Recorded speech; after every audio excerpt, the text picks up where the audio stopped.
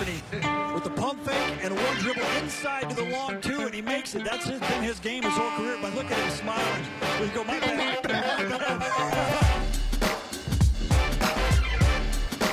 The long two.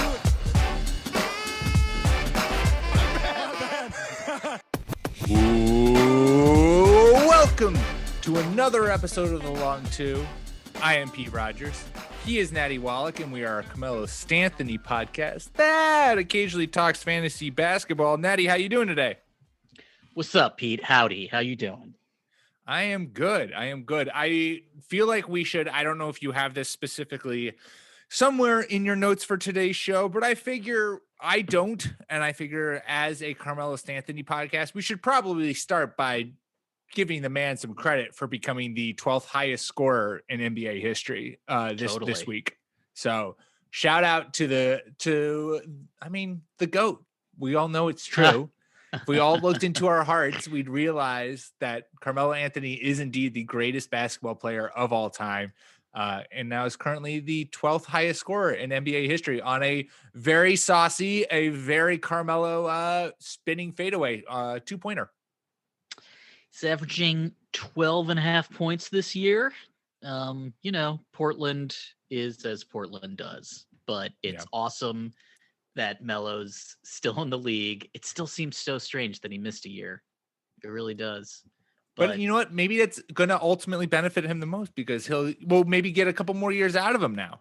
Hey, sure. Totally. I mean, there's hardly anybody left in Portland. So it ended up being an incredibly good fortuitous signing. Such a good move for Portland because yes, he is they need bodies there. They need bodies who can play basketball. And like we said, there's no one in NBA history who's better than Carmelo Anthony. As soon as he retires, they should just stop the league, right? Stop the sport. Basketball is over then. I mean, what's the point of playing? Unless he wants to coach. I feel like he's on top. He has to be like towards the top of the list of most, I don't know if underrated is the right word, but like underappreciated maybe I feel like there is a generation of young basketball fans who have only known later Knicks and then the rest of the later part of Melo's career and don't understand like the Denver Nuggets Carmelo Anthony was just a basketball joy. Yeah. I mean, not for him. He demanded to leave even after Chauncey. But he played good basketball, Natty. Sure. He is going to be his decision to go to the Knicks and to force their hand and give up all of those assets in a trade rather than just waiting to get signed is going to be the thing that that's the lens that everyone will see his career through because the Knicks ended up not doing anything. And he weakened the team by going there earlier than he needed to. But, whatever, get the fuck out of Dodge and get to the Garden. Melo has had 3 different, maybe 4 different careers, really. It seems like the New York to OKC trade started a third age, and now he's in his 4th. He's a delightful player. I think people really hated on him for a while, and now they've come back around and they're like, oh yeah, he's so good, Hall of Famer, but they disregard the empty stats and the decisions that he made. I mean, he could have had a complete other trajectory. He could have stayed in Denver.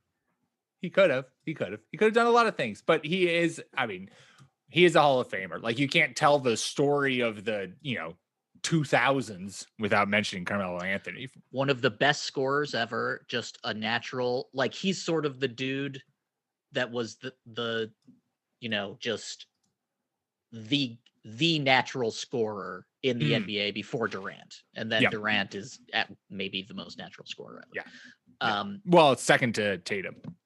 Sure. Hard agree. You're totally right. I apologize. I'm sorry about that. I just feel like Tatum is needs some more respect. He's being underappreciated. Well, he's 7 years old. So maybe in a couple of months, people will be like, you know what? Tatum's a Hall of Famer. Right. Maybe when he turns 21, he'll be the Hall of Famer that we all know and love. All right, let's start the show. Let's start talking. Let's start with our biggest takeaways for the previous week, as we always do, where we each share one thing we loved and hated from the previous week. Natty, what did you love this past week? I loved the King. Ooh! I loved me some LeBron. First of all, fuck the All-Star game. Right on. Yeah, don't worry. We'll get to that. He is just sensational. The Lakers are 20-6. They look like the best team in the NBA. They're on a 6-game win streak.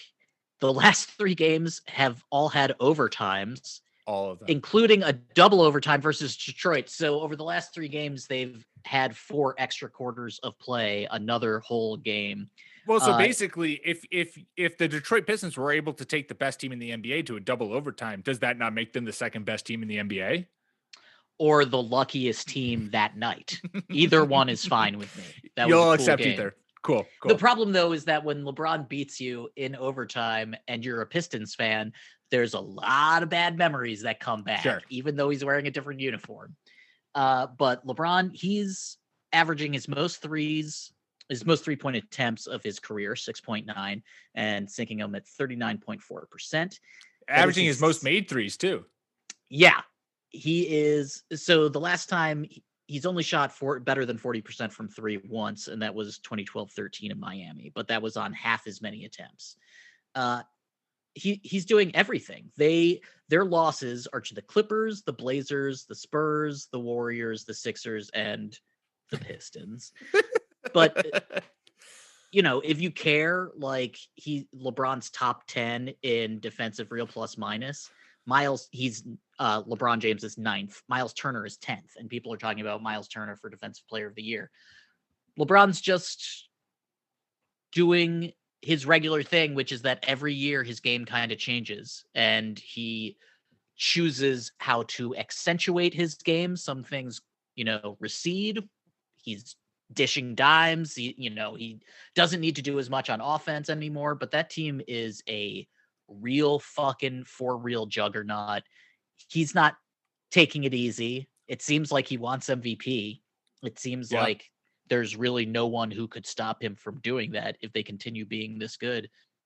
The Lakers this year seem like Apex Cleveland, Apex Miami. They just seem incredible, and it's just LeBron. He's doing the same thing that he always does, which is be the best player in the league and the smartest. Yeah. And I agree with you on your points about LeBron, and that it's nice that you talked about him, because I feel like in a weird year like this, where you have players like Kevin Durant, and I have lots to say about Kevin Durant, but you have COVID rearing its ugly head when it comes to a lot of players, and just players getting injured, the whole 9 yards, that I feel like it's important to take time to be like, recognize the fact that, hey, look, we don't need to talk about like the fringe players who are having good games all the time. Like, we can talk about the fact that LeBron James, who everyone knows is one of the best basketball players in the history of the sport, in the history of existence, and who single-handedly is going to pull another Michael Jordan and help save the world from aliens coming this summer. It's like he's still doing it. He's still doing it at 36 years old and playing all 26 games and averaging 34 minutes a game. Like, the man doesn't age. The man is still doing it. The same level of appreciation that you are giving the fact that Tom Brady just won his 7th Super Bowl on a different team at the age of 43. Like we are watching 2 players in 2 different sports, showing that like age is just, if you do it right and you're conscious about your body from like a young point, that like age is just not a factor, and that we are going to have to start changing our expectations for like older players.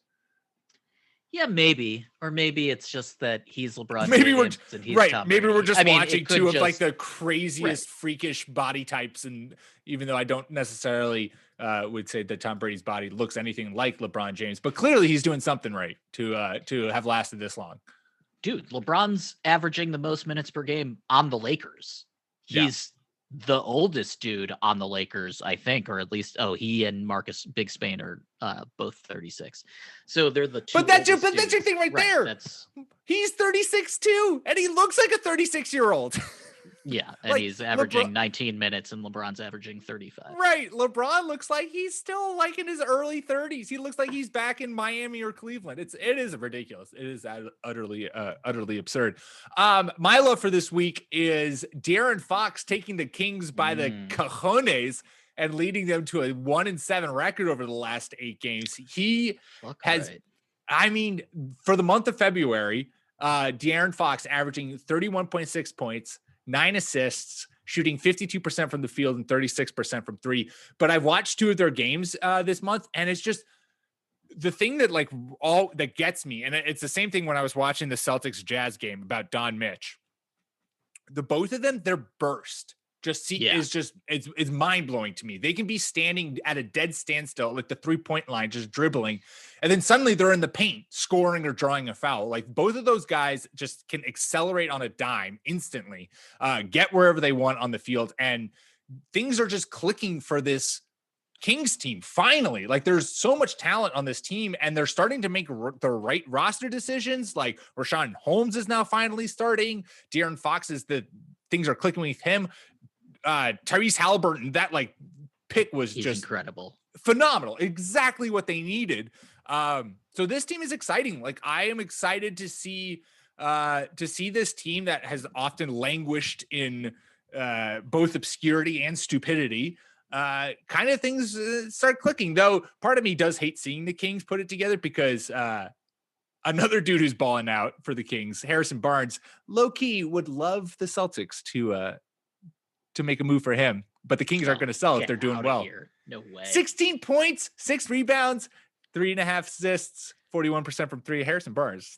I'm not hating on boring Harry, but if you guys are going to trade for a player, especially a big money one, you should fucking make it count. A big what is that? Let's get another dude on the wing. Let's just get all of them. Fine. Yeah. Maybe Kemba should start hitting his threes. Maybe that. Yeah. Well, don't worry. We'll talk about Kemba. Anyway, Sacramento is 7-3 over their last 10. They're finally at 500. They're a game out of the 8th seed. So right now they're in the playoff play-in game if it happened today. Which is also just Memphis. I'm happy. Miss it. I would love for the Kings to actually make it into the playoffs. That would be great fun. But Jesus Christ, a Kings Memphis play-in game. Yeah. Sign me the fuck up for that. Especially if everyone's healthy. This De'Aaron Fox against Ja Morant. Yes. I mean, beautiful. Sacramento, every time they do something correct, they do so. It's not even just one thing that they do wrong. They just fire blindly into the air. It does feel like there's the inevitability is about to come and something terrible is about to happen to this team. I don't respect this franchise one little bit. Yeah. And every time they make a decision, I full on am not going to give them credit for Halliburton. I think they just fell into that pick. He was there. I don't think they thought about it too much. He's great. And they're lucky to have him. Totally. But you could have made the argument that it's Buddy Hield's still here. So is he getting crowded out? Why do we have this guy? If we send him back to the bench, is he going to have another fucking hissy fit? The Bogdanovich thing. But it kind of worked out for them because I don't think he would have helped it. He would have but the result this lineup from happening. Prejudice you against the process. There's sure, when you make lots of moves, some of them might turn out to be okay. But they just keep giving up advantages. But whatever. Luke Walton somehow brought the team together. Rashawn Holmes is better than Marvin Bagley. Maybe the Pistons should try to trade for Marvin Bagley. Just putting that out there. Someone should, if he's not really going to get, as can much I ask you this question? Should be. Can I ask you this question before we get to your hate? Of course. Who would you rather have if you had the opportunity to start your franchise with either of these two players? Who would you rather have, Marvin Bagley Jr. or Luka Doncic? Not that this was a question that the Kings had to answer themselves, but I'm just asking. One. I know. It might be a wash, right? Oh, because okay. they're both good I at think different so. things. They're both good. Yep. Definitely drafting Marvin Bagley Jr. over Luka Doncic is at least the Trae Young thing. Like Trae Young is a number 2 on a championship team, maybe. Right? But like that's what is Marvin Bagley Jr.? A number 2? We don't know yet because the fucking Kings won't give us a chance to find out. Like, yes, there have been injuries and the roster's tumultuous and excuse me, does Luke Walton know what he's doing? Does the franchise know what they're doing? Why is Buddy Hield still there? I think it's just because the owner loves him so much and wants to be right that he's Steph Curry 2.0, even though there's 1,000 Steph Curry 2.0s in the pipeline and peopling the league now. So right. Everyone's shooting threes. Whatever. De'Aaron Fox is fucking lightning. Halliburton is awesome. Boring Harry is there. There are players on this team that I like. And it would be nice to see the Kings do well because they've been so ass butt for so long. Agreed. And they can make trades. Like obviously I don't trust them to do it properly, but like they could do it. It could happen. Natty, what'd you hate this week? I hated how we're talking about Westbrook and the Wizards. Tell me more. Last night, StatMuse, which is great Twitter follow, they sent out a stat saying the Washington Wizards are 4-3 without Westbrook, and they're 2-13 with him. Now, that's scoreboard numbers. Like, yeah, just look at that shit. Like, has to mean something because it happened. So if that's all that it means, just that it happened, it still means that. However, here are the Wizards' wins. They've beaten the Timberwolves, the Suns, the Heat, and the Bulls. They've beaten the Nets twice. Those are Westbrook's wins. No Wizard who plays 17 plus minutes per game has a 37 3-point percentage in the year of 2021, which is basically like league average. On the season, there are 132 NBA players who play at least 17 minutes per game and do have a 37 plus 3-point percentage. There are 76 who average 17 minutes per game and shoot 4 threes per game. These dudes are out there. On the season, Thomas Bryant, who's injured, was the Wizards' best 3-point shooter, 42.9% on 2+ attempts per game. Right now, it's Deni Avdija, who's at 38%, and Raul Neto, who's at 37.7. Both of them are shooting over 3 Wizards points. roster just sounds like created 2K players. Dude, my man. Davis Bertans, who we both fell in love with on the Spurs, the Latvian Laser, one of the Wizards' big offseason acquisitions. He's shooting threes worse than Lonzo. Ugh. Now, Lonzo's not as bad as you think. He's at 37.4 on the season. He's been shooting better. 7+ attempts. Oh, he's fired right now, for sure. Bertans, just in time to get his trade value through the roof. I mean, they should keep him. They should absolutely keep him. So I'll say. Let's all right, some continue. of your other shit. Yeah. Let's see. Here are some things that the Washington Wizards as a team are bottom 10 in. Okay. They are bottom 10 in the NBA. And remember, this is the whole Wizards team. It's not just Sergeant Russell Westbrook, who we all like to hate on right now. They're bottom 10 in 3-point percentage, in rebounds per game, in blocks per game, in steals per game. In blocks per game, they're tied for last with Miami. They're the only 2 teams who average under 4 blocks per game. Anyway, the Wizards are bottom 10 in free throw percentage, but they're second in free throw attempts. They're second. Oh, Wizards. They are, and it's worse than that. Okay, so you get free throws by drives, right? Most of the time. The Wizards are bottom 10 in field goal percentage on drives. They're missing the layups, and then they're missing the fucking free throws, and they're taking a lot of them. They're second to last in defensive rating. They are last in opponents' 3-point percentage, meaning that opponents the teams they play What are they shooting? threes best against the Wizards. What 39.9% from God. three. Kawhi, just to put that in context. So 39.9 are what opponents are shooting against the Wizards from three. Kawhi Leonard has a 40.2 3-point percentage on the season. It's just a team of Kawhis from outside when you play the Wizards.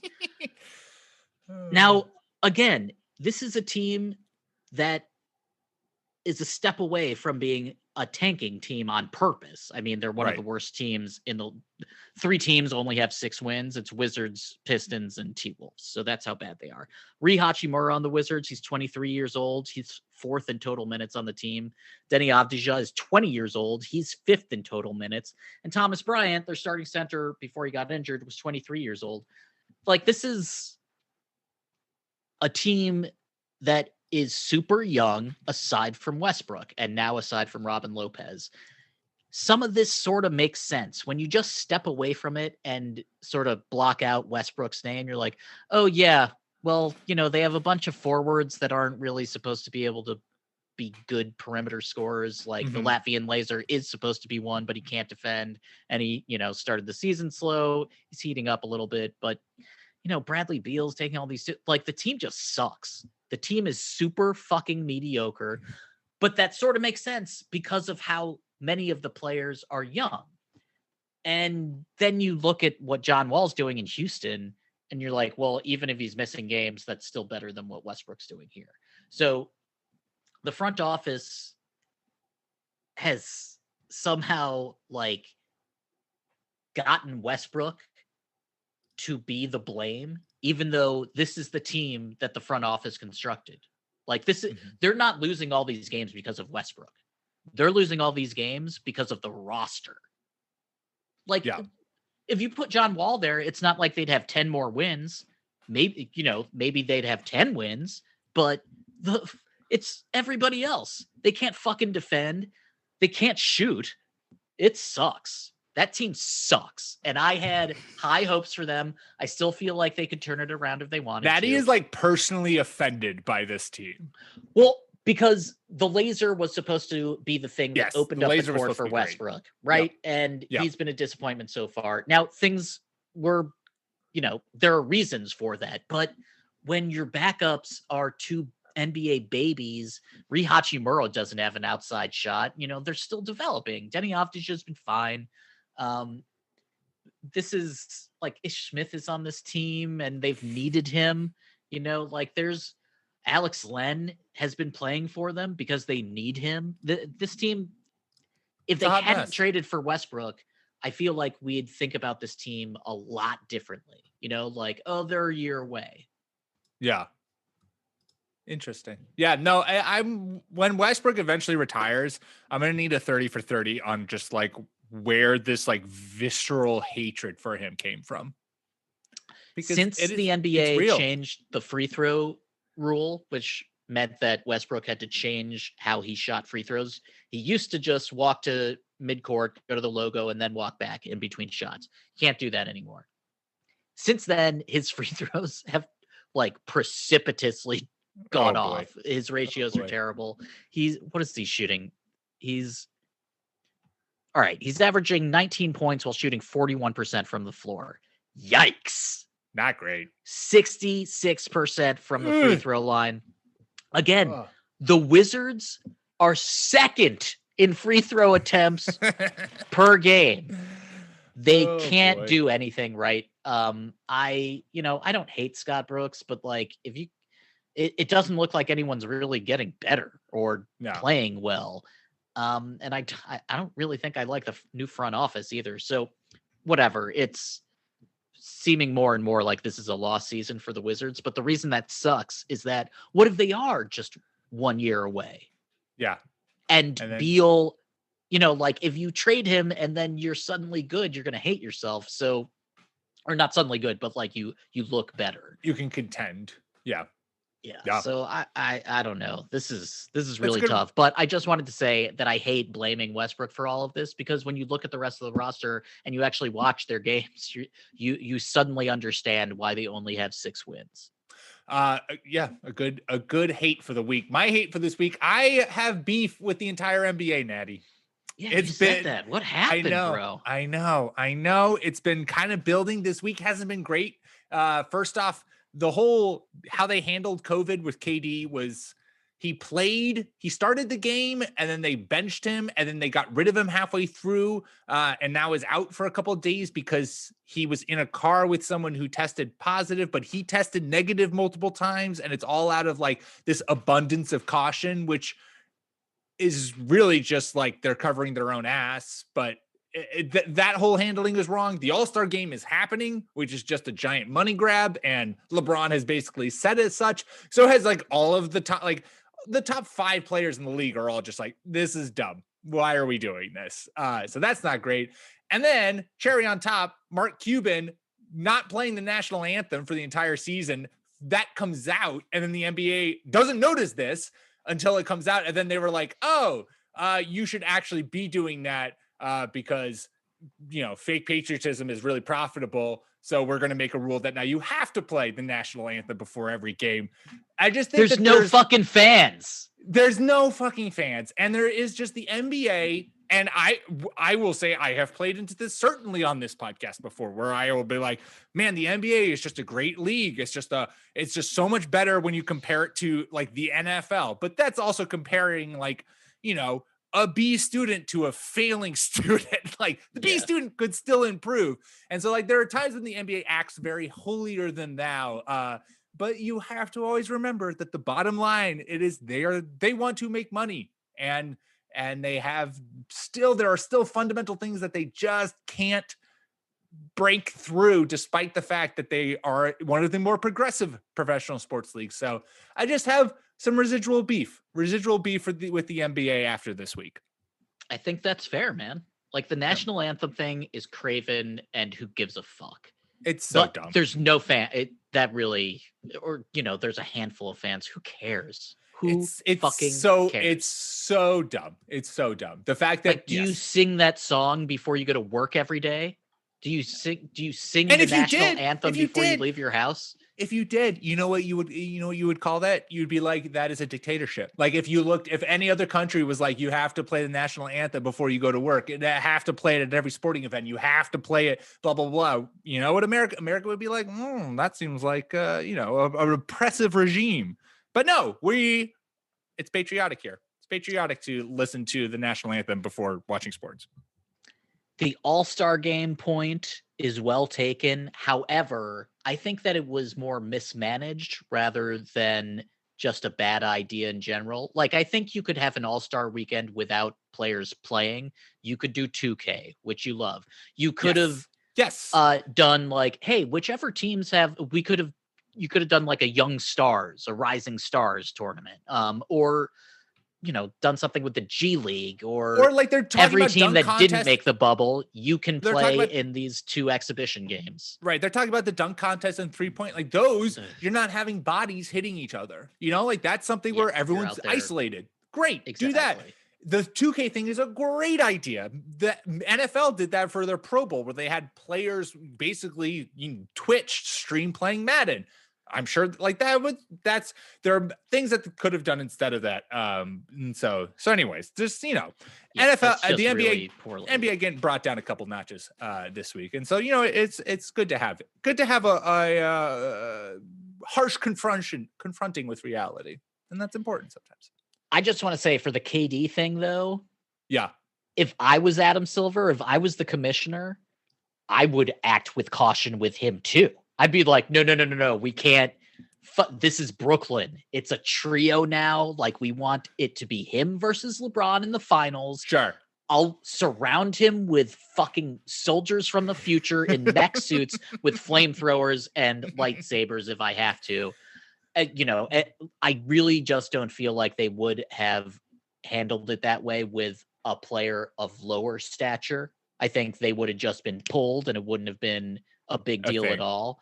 But it's Kevin Durant. Like, it's hard to pull LeBron, like there are some guys who seem bigger than the game. And when they say they're not going out or, like check again, you sort of have to do that. Yeah. So, abundance of caution with the faces of my league. I am for, especially since that dude has been injured. Like COVID is serious. We can't take it lightly. We must protect Kevin Durant at all costs. It has to be him versus Giannis in the conference finals and him versus LeBron in the finals. That is what will save us. Wow. More shade being thrown at the Celtics. I mean, I don't want to hear it, okay. Natty. We're moving on. I don't want to hear your pitiful excuse for your Freudian slip. All right, now it's time for the Jan Vesely favorite stat line of the week, named in honor of Wizards great Jan Vesely, who back in 2013 posted a stat line of 4 points, 2 rebounds, and 6 fouls in 8 minutes of play. Natty, what was your favorite stat line of the week? My fave is TJ McConnell, who last Friday, this motherfucker who I'm falling harder and harder in love with, and he used to be Joel Embiid's best friend, I guess, in Philadelphia. Really? Anyway, Embiid was upset that they didn't keep him. Are we going to have the debate that the Phillies should have traded Ben Simmons before they traded TJ McConnell? It's a nice sort of handcuff to have, I think, with Simmons and McConnell, just because of this, actually. In 28 minutes off the bench last Friday against the Pelicans, TJ McConnell scored 9 points, grabbed 2 rebounds, 2 steals, and 15 assists. That's 1-5. What? 1-5 assists. Only TJ and Draymond Green have had games this season with 15 plus assists in under 30 minutes. Only Trae Young, Kyle Lowry, James Harden, Luka Doncic, Chris Paul, Joker, Westbrook, Draymond, and TJ have had games with 15 or more assists this season. TJ McConnell is 26% rostered, y'all. Go pick that dude up because the steals and the dimes are worth the fucking roster spot. That was good 15 minutes in under 30. Come on. Incredible. Or 15 times. Assists in under 30 minutes. Incredible. That is very, very worthy of this segment. Natty, can you guess? We talked about him earlier. Can you guess what Kemba Walker shot from the field in the last 2 games for the Celtics? Grand total. 1 for 23. Close. 6 for 32. Yes. Oh, wow. Not great. I love Kemba, and I don't know if his knee is still bugging him, but or if things have just like drastically changed. But damn, I don't know what to do with him in terms of in my mind. I am sadly starting to include him in every trade I can think of, and trying to figure out how to get his. It's just. And I've talked about this. You go on the trade machine. You're like, yeah. Oh, you're damn right. What about Terry Rozier's contract? Did that like fit back in here? What's up with that? That was a good dig. You got me. That was sad. My most recent kick. I mean, obviously the free Vooch movement, getting him into Boston would be delicious. God. Absolutely. My new one also, and they're playing tonight. Is the Kemba Lowry swap. Yeah, I don't know why. No, well, but why would the Raptors do that? I don't know, because the Raptors want to rebuild like a motherfucker. But their front office is too good at their job. I mean, I know they're too smart. Kyle Lowry, I think, is a dude that deserves to stay if he wants to.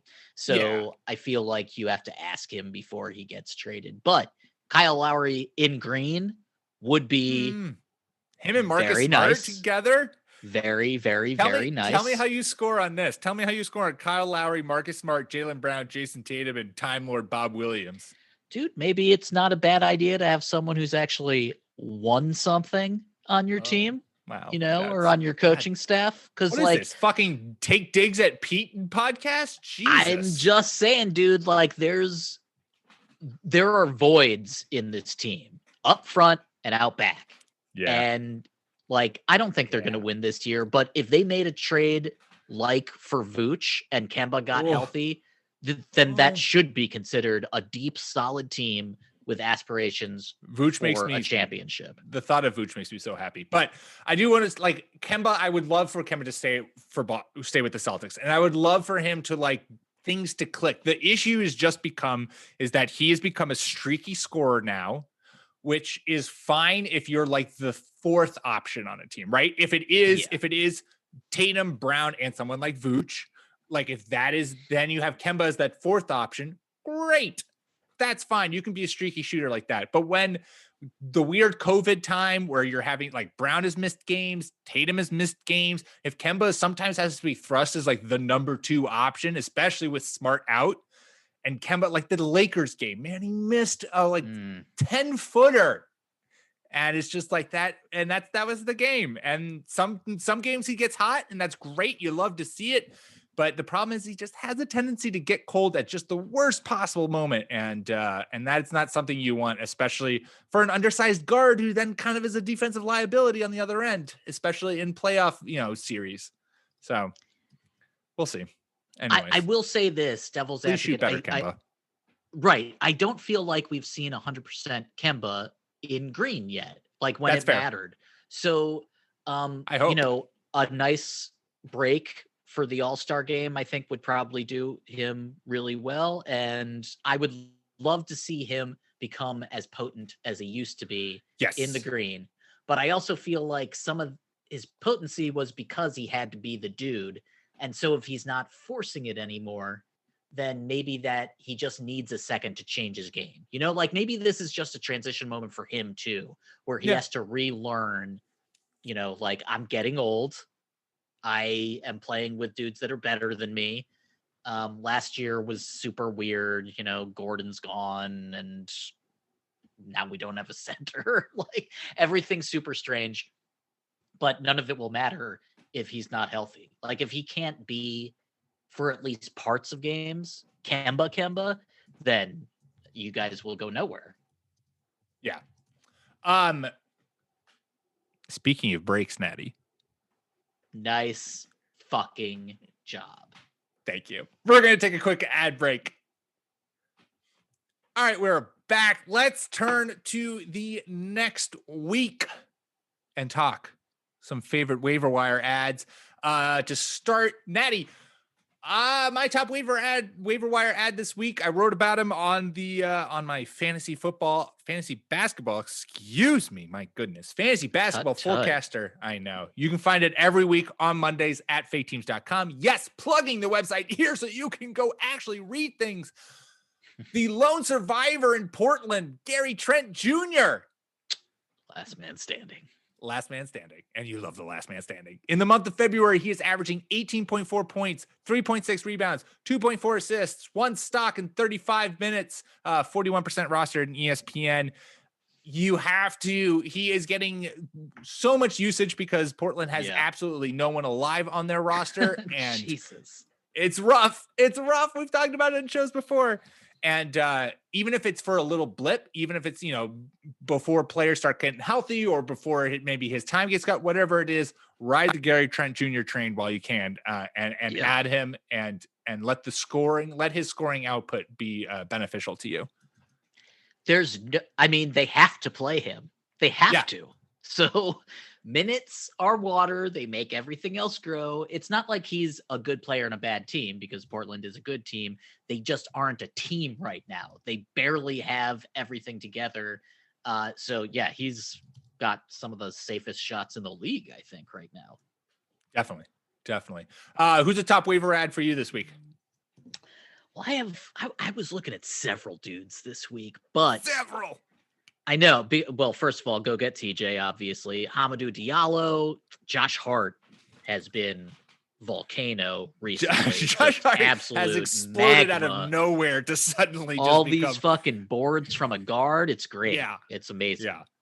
Joe Ingles is heating up, but I'm going to go with Mr. Patrick Williams, the Chicago Bulls rookie, who's been quiet. Like no one's really talked about him too much. He's 18% rostered on ESPN. In February, he's averaging 12 points per game, 32 minutes per game, 6 rebounds, an assist. His 3 has been slumping.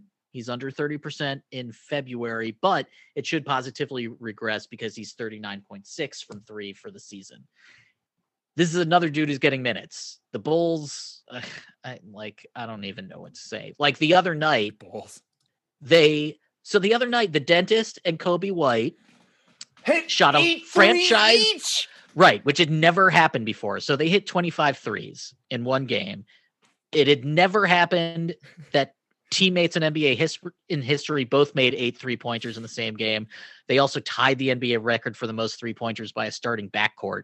It's just amazing that this team can't ever be all the way good at the same time. The finisher's out and Wendell like now Denzel Valentine is good, but Otto Porter is just guard.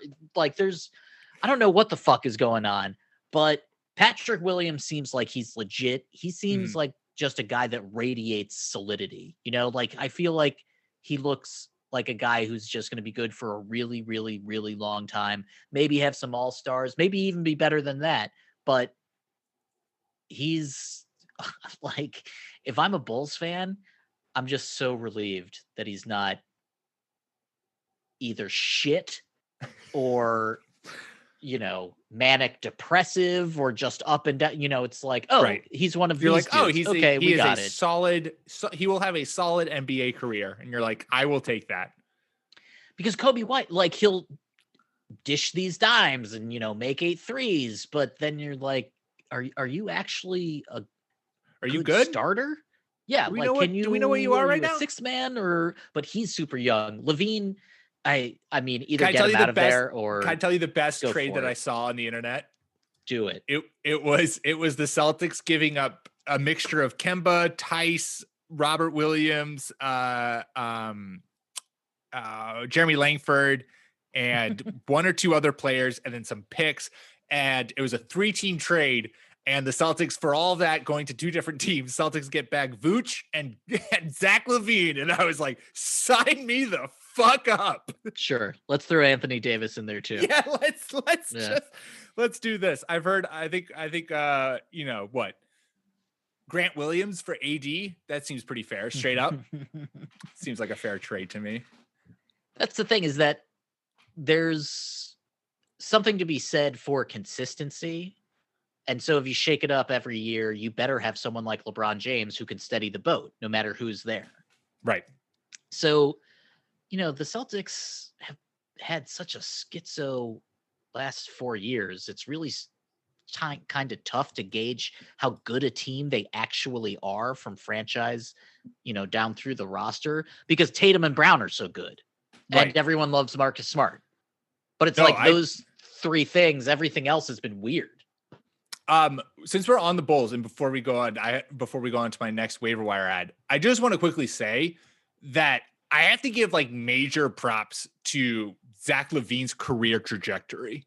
He's 25 years old. This man came into the league as like, everyone was just like, hyper athletic profile, can't shoot the ball. He's only going to score via dunking, right? Minnesota Timberwolves, by the way. Exactly. 2 3-point attempts per game his rookie year, shot 34%. Like, okay, sure. Good for you. And every year that is steadily increased.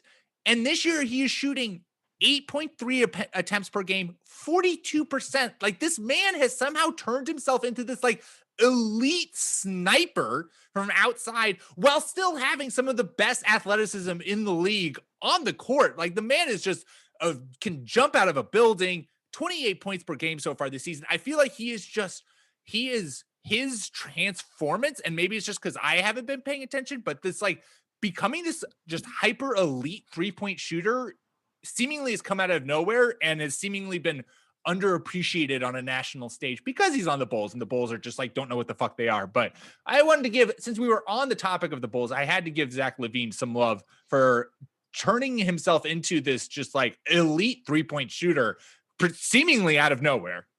This is all happening while he has genius Jim Boylan as a coach. Right. While he, like there's all this other fucking dumbass bullshit garbage going on around him. Yeah. Garpax just butt fucking the whole town. I mean, there's every single reason in the world, if you're a Bulls fan, to absolutely love Zach LaVine, because he's gotten better every year and he's withstood all this fucking shit.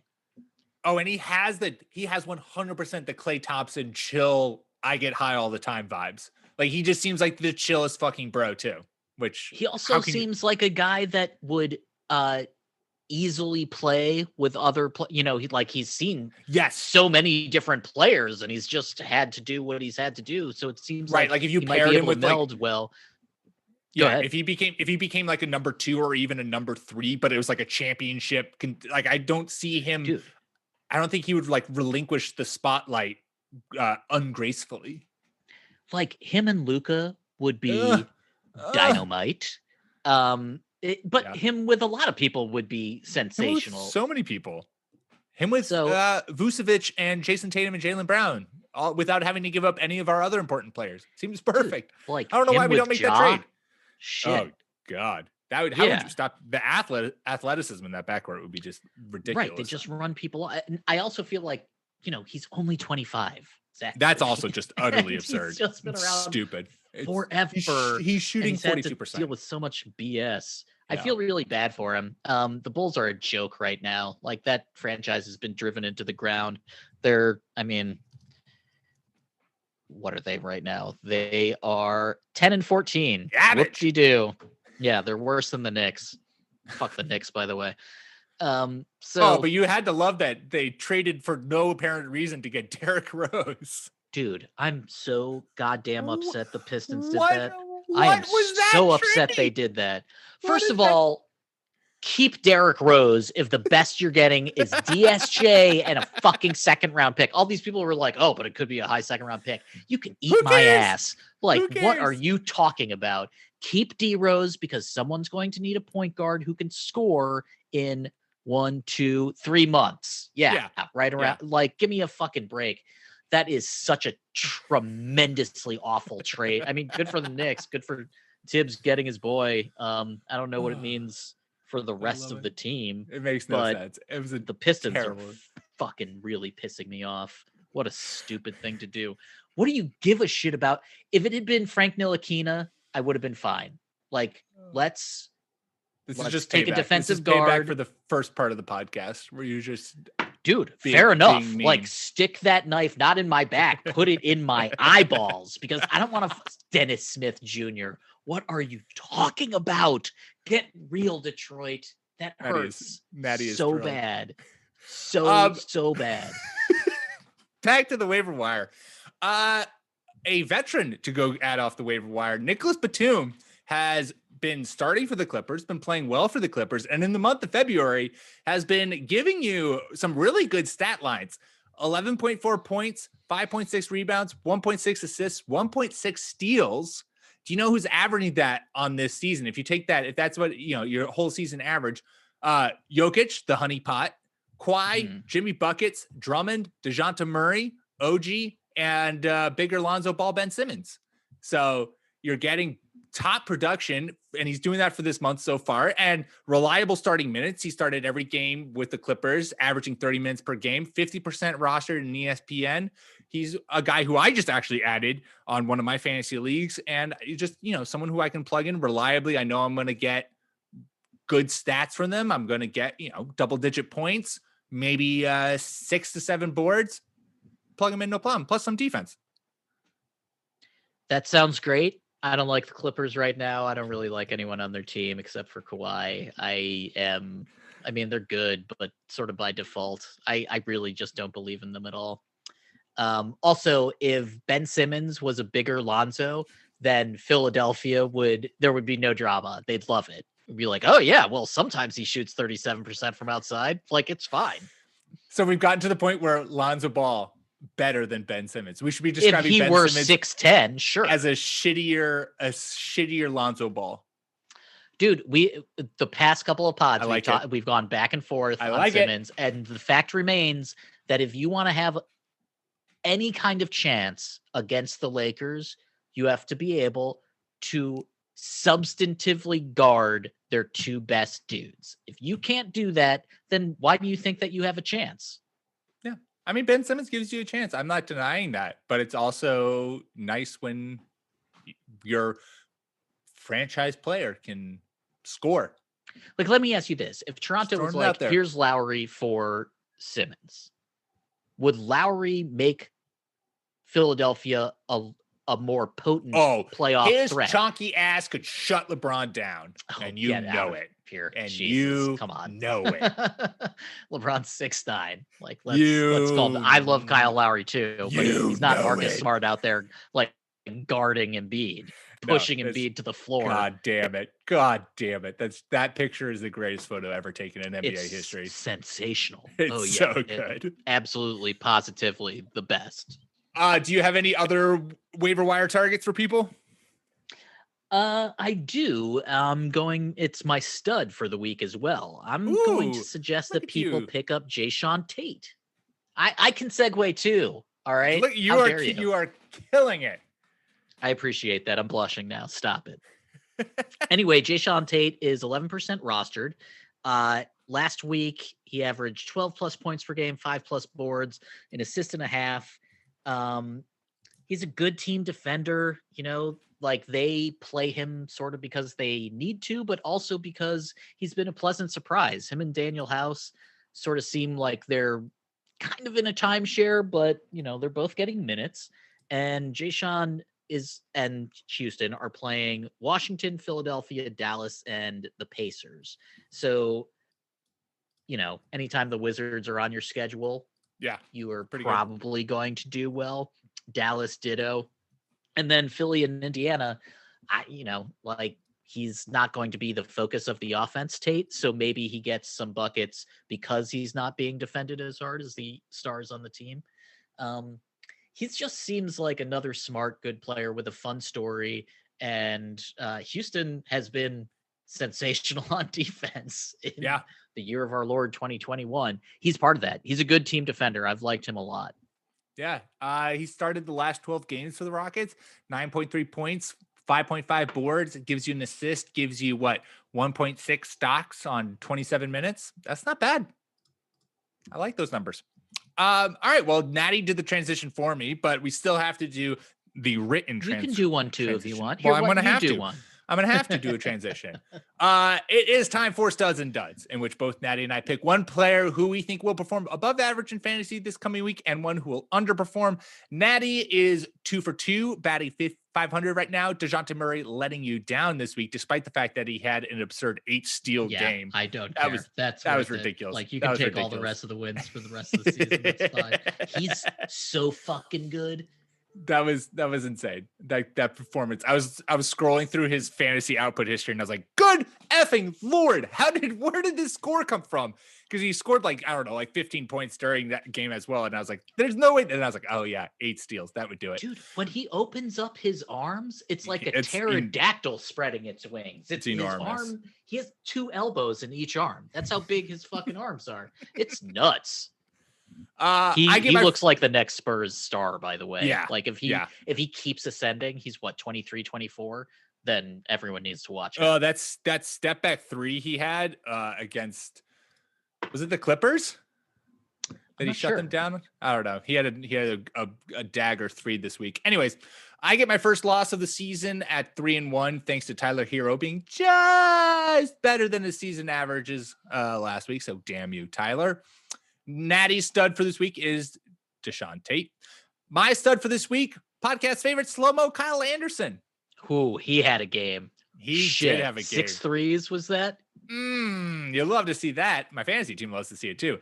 Sunday, they play the Kings, Pelicans on Tuesday, and on Wednesday, they play the Thunder. All of those guys are very nice matchups for ya boy slow-mo Kyle Anderson. So I like him to have a very good week in fantasy and a DFS. Natty, who's your dud for the week? I would also just like to say regarding slow-mo. Yes. 3J is coming back eventually. I don't know if his minutes will eat into Kyle Anderson's, but just like we said at the top of the podcast, ride this wave while you can. Yes. He looks great. It's so much fun watching him because it's so weird. And then he'll do something like 6 threes in a game. It's fantastic. He really is. I watched him recently and I was like, wow, I really understand the slow-mo nickname because he just does run in molasses, but it's effective. And he'll dribble down a little bit, he'll hunch over slightly. And you're like, you look like an old man with what's going on here? Where's your cane? It's crazy. Who's your dud? I hate saying this. Yep, say it. Do it. It's Kyle Lowry.